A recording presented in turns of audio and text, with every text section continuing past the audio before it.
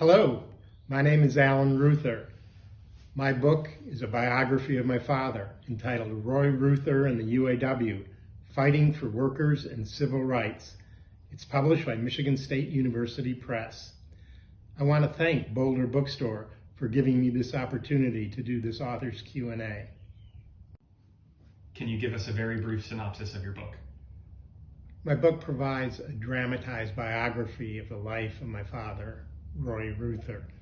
As the brother of famed labor leader Walter Reuther, Roy was one of the leaders of the historic Flint sit-down strike in 1937 that gave rise to the United Auto Workers Union. Later, as political director for the UAW, he was deeply involved in the struggles to pass civil and voting rights legislation. He also had a passion for measures to increase registration and voting participation. And he had a deep commitment to helping Cesar Chavez and the struggling Farm Workers Union. What inspired you to write this book? My brother originally did a series of stories for his grandchildren, providing stories about my father and our family.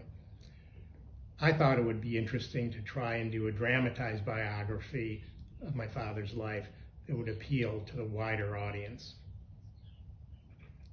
What kind of research did you do to write this book? I started off by reading the major biography of Walter Reuther's life and several excellent books on the Flint sit-down strike.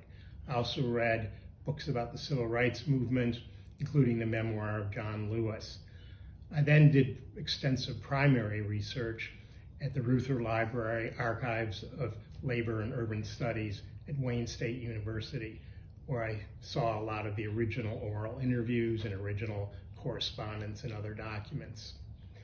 For events later in my father's life, I also relied on my personal memories. Why do you feel like this story is important for today's world?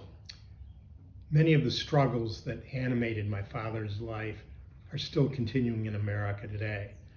Workers are still battling to organize at Starbucks, Amazon, and the foreign transplant auto facilities in the United States.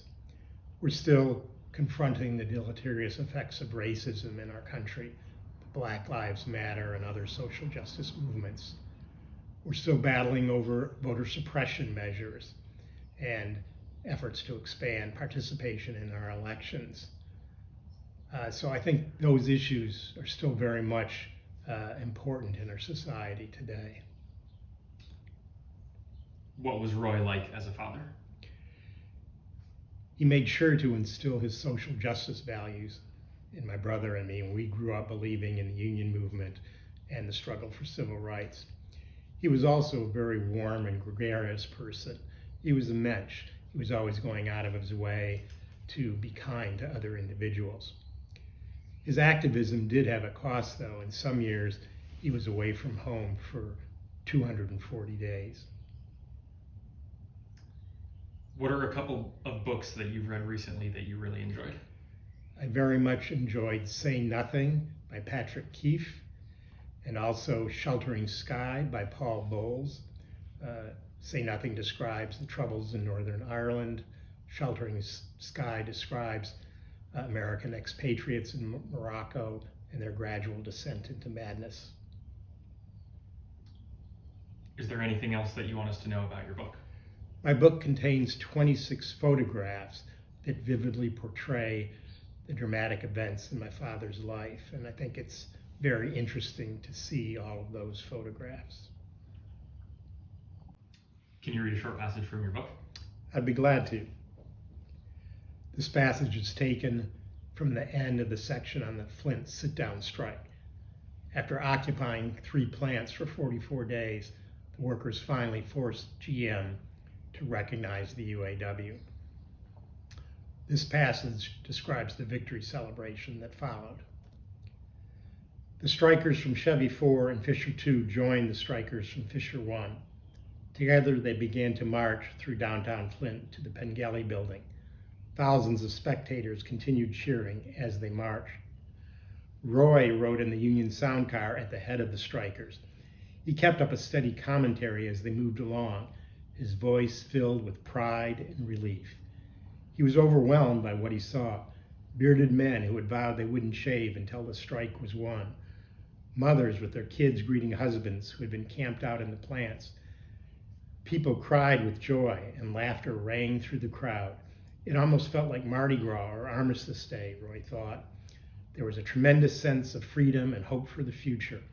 He realized that for the first time, people who wanted a union could express their views without fear of reprisal.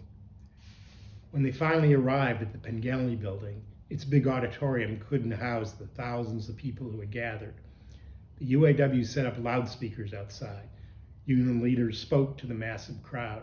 Then they put on music records. People danced in the street and hugged each other. The next day, the headline for a New York Times article read, "Strikers at Flint march as victors, leave plants, heads high, singing solidarity and greeting families."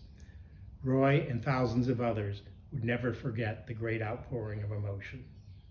Thank you for listening, and I hope you enjoy the book.